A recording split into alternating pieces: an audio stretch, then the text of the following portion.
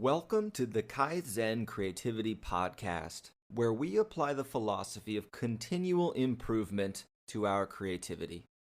Each episode takes a scientific principle from creativity and innovation research, and it translates it into practical advice for your creativity. For more, you can visit us at jaredvoley.com. When we talk about creativity, we're really using the word creativity as an umbrella term. There are so many things that are going on underneath that term creativity, but we tend to treat it like a single action. We say, I'm going to the computer to write, I am being creative. But in fact, inside of that creativity, there is a lot of stuff going on. People who view creativity as a single step, such as I'm going to go be creative now, they create a problem because they create a situation where creativity isn't something that is actionable. It is not something that you can actually do because there are so many components to your creativity. The more specific that you can get about the creative process, the more actionable creativity becomes. Whenever we break creativity down into multiple stages, we call it a stage model of creativity. And I'm going to give you the most simple stage model here in this episode. And it's called the Geneplore model. Geneplore gets its name by combining two stages together. Gena stands for generate, where you are generating a lot of ideas. And then plore stands for explore. So what Geneplore is saying here is that we continually go through this process where we are generating new ideas and then we follow it up by exploring the implications of those ideas. Putting everything together, the creative person continually cycles through a process of generating ideas and then exploring the implications. This is the most basic way of looking at the creative process, but yet it is incredibly useful. The first phase of Geneplore, the Gena phase, this is all about divergent thinking. You want to create a wide variety of ideas so that you can test them out. These aren't fully thought out ideas. These are simply your best guesses at what might work as a solution. You are generating candidate ideas. And those ideas are going to have varying degrees of creative potential. Some ideas are going to feel really promising and they're going to be on your short list, while others are going to be thrown away almost instantly because they are so obviously flawed. Once you generate ideas, you move into the exploration phase.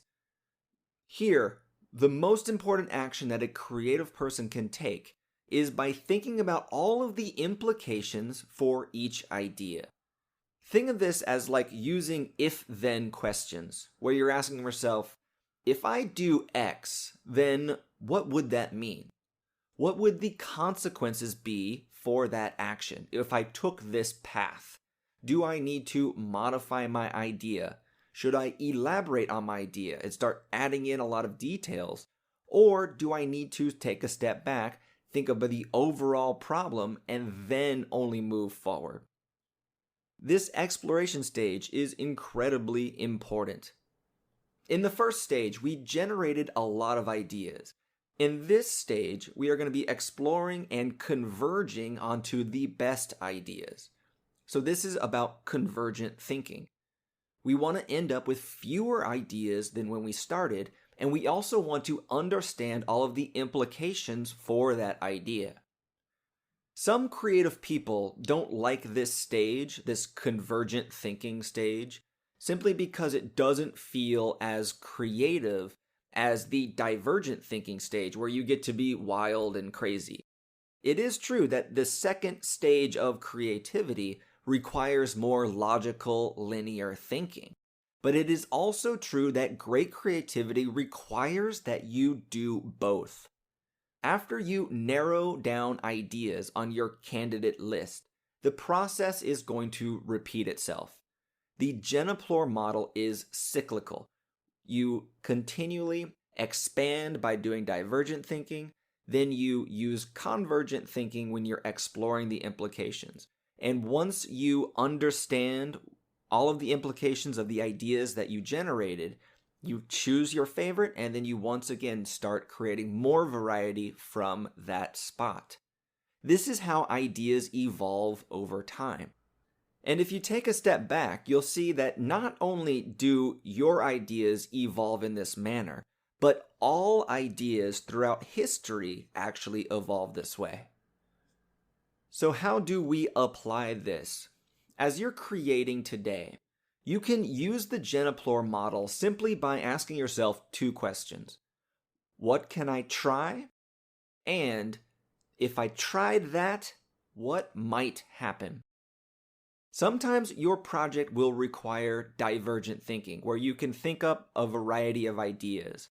But other times it'll require straightforward, logical thinking. Your job as a creator is to accept what is in front of you, even when it is not your favorite part of the process. Ignoring the part you don't like is going to doom your idea to failure. Not spending enough time generating interesting and diverse ideas is going to result in fewer ideas, and each one of those ideas is going to be relatively similar to the others. The problem here is that if one of your ideas fails, everything is so similar that it's likely that all of your ideas are going to fail. On the other side, not spending enough time exploring the implications of an idea will lead you to accepting ideas that should have been rejected.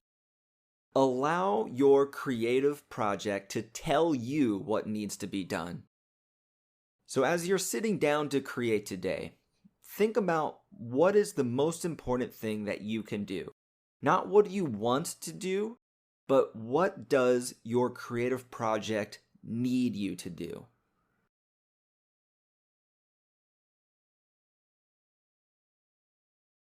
Thanks for listening. We do this every Monday, Wednesday, and Friday, so be sure to subscribe so that you don't miss any episodes. And if you're liking the show, please make sure you leave a review.